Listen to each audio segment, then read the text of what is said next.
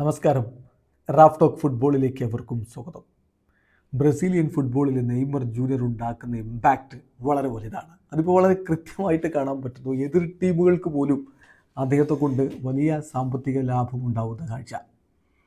സാന്റോസിൻ്റെ അടുത്ത മത്സരം ക്രുസൈറോക്കെതിരെയാണ്. ആ മത്സരം 10-ാം തീയതിയാണ്, ഓഗസ്റ്റ് 10-ന്. ഇന്ത്യൻ സമയം പറയുമ്പോൾ ഓഗസ്റ്റ് 11-ന് പുലർച്ചെ 3 മണിക്കാണ് ക്രുസൈറോയുടെ മൈതാനത്ത് ക്രുസൈറോയും സാന്റോസും തമ്മിൽ ഏറ്റുമുട്ടുന്നത്. ഇപ്പോൾ ബ്രസീലിയൻ മാധ്യമങ്ങൾ നൽകുന്ന റിപ്പോർട്ട് അനുസരിച്ച് 2018 ബ്രസീലിയൻ കപ്പ് ഫൈനലിന് ശേഷം ക്രുസൈറോ ക്ലബ്ബ് ഒരിക്കലും അവരുടെ ഹോം മത്സരത്തിൽ 50,000-ന് മുകളിൽ ടിക്കറ്റുകൾ വിൽപ്പന നടത്തിയിട്ടില്ല. ഒരു സിംഗിൾ മത്സരത്തിന് 1,00,000 കാണികൾ അവരുടെ സ്റ്റേഡിയത്തിൽ കയറിയിട്ടില്ല. അത്രയധികം ടിക്കറ്റുകൾ 2018-ന് ശേഷം അവർ വിറ്റിട്ടില്ല. എന്നാൽ ഇപ്പോൾ ഇതാ സാന്റോസിനെതിരെയുള്ള മത്സരത്തിന് ഓൾറെഡി 55,000 ടിക്കറ്റുകൾ സെയിൽ ചെയ്തു. കാരണം എന്താ? ലെജൻഡ് നെയ്മർ അവിടെ കളിക്കാനിറങ്ങുന്നു. അദ്ദേഹത്തിൻ്റെ സാന്നിധ്യം ഒന്നുകൊണ്ട് മാത്രം ആരാധകർ സ്റ്റേഡിയത്തിലേക്ക് ഒഴുകുന്ന കാഴ്ചയാണ് ഇപ്പോൾ കണ്ടുകൊണ്ടിരിക്കുന്നത്.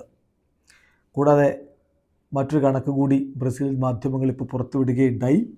നെയ്മർ ജൂനിയർ വന്നതോടുകൂടി സാന്റോസിന് ഇപ്പോൾ 8,22,000 പുതിയ ഫോളോവേഴ്സാണ് ടോപ്പ് 5 സോഷ്യൽ മീഡിയ പ്ലാറ്റ്ഫോമുകളിൽ 2025 ജൂലൈയിൽ മാത്രം ലഭിച്ചിരിക്കുന്നത്. ഫേസ്ബുക്കിലും എക്സിലും ഇൻസ്റ്റാഗ്രാമിലും യൂട്യൂബിലും ടിക്ടോക്കിലും അങ്ങനെ പ്രധാനപ്പെട്ട സോഷ്യൽ മീഡിയ പ്ലാറ്റ്ഫോമുകളിലെ കണക്കാണിത്. ഡ്യൂറിങ് ജൂലൈ 2025 കഴിഞ്ഞ മാസം മാത്രം വന്നിട്ടുള്ള കണക്കുമാണ്. സോ ഇപ്പോൾ ബ്രസീലിയൻ ഫുട്ബോളിൽ അവിടുത്തെ സ്റ്റാറ്റ്സ് എടുക്കുമ്പോൾ കഴിഞ്ഞ ഒരു മാസം ഏറ്റവും അധികം ഫോളോവേഴ്സ് വന്നിട്ടുള്ള ക്ലബ്ബും സാന്റോസാണ്.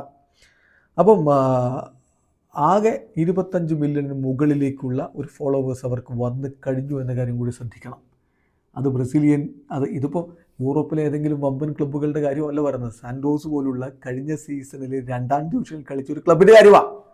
അവിടെ ഇത്രയധികം ഫോളോവേഴ്സ് വരുന്നുണ്ടെങ്കിൽ, സാന്റോസിന് ഇത്രയധികം ഫോളോവേഴ്സ് വരുന്നുണ്ടെങ്കിൽ അതിൻ്റെ കാരണം നെയ്മർ ജൂനിയറാണ്.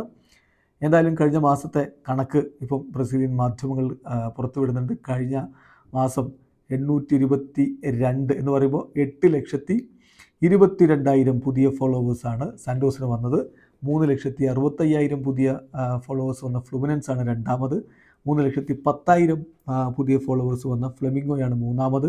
2,89,000 പുതിയ ഫോളോവേഴ്സുമായിട്ട് പാൽമറാസ് നാലാമതും 1,17,000 പുതിയ ഫോളോവേഴ്സുമായിട്ട് കൊറിന്ത്യൻസ് അഞ്ചാമതുമാണ്. അപ്പോൾ ഇതൊക്കെ കാണിക്കുന്നത് നെയ്മർ ജൂനിയർ എന്ന വ്യക്തിയുടെ സാന്നിധ്യം കൊണ്ട് മാത്രം അവിടെ ഉണ്ടാകുന്ന ഇമ്പാക്റ്റ് പറയാനാണ്. വീഡിയോ അവസാനിക്കുന്ന ഫുട്ബോൾ ലോകത്തെ കൂടുതൽ വിശേഷങ്ങളുമായി റാഫ് ടോക്സ് എത്താം.